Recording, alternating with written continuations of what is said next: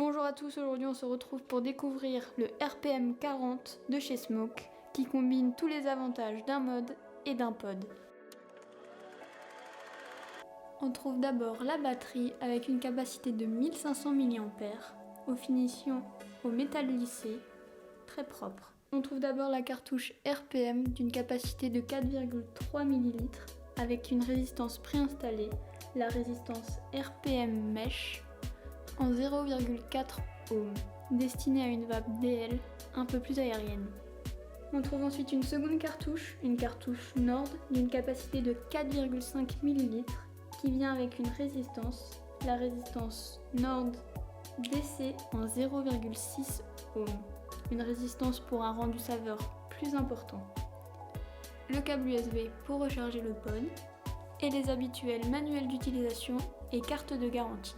Sur le pod, on retrouve le bouton Fire, un écran TFT couleur et deux boutons d'ajustement plus et moins. En dessous, on retrouve le port pour recharger le pod. Pour allumer le pod, il suffit d'appuyer 5 fois sur le bouton Fire. Sur l'écran, on retrouve le niveau de batterie, le nombre de watts et nos derniers paramètres de vape. Afin de verrouiller tous les boutons, il faut appuyer 3 fois sur le bouton Fire. Pour déverrouiller, pareil. Pour verrouiller uniquement les boutons d'ajustement, il faut appuyer simultanément sur les deux boutons. De même pour les déverrouiller. Afin de changer la couleur de l'écran, il suffit d'appuyer simultanément sur le bouton plus et le bouton Fire.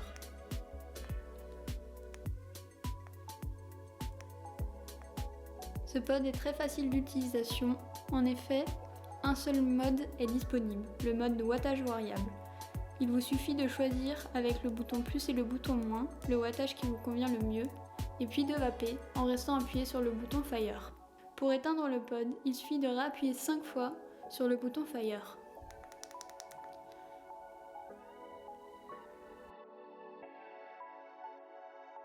Pour changer de liquide, il suffit de décapsuler la cartouche du pod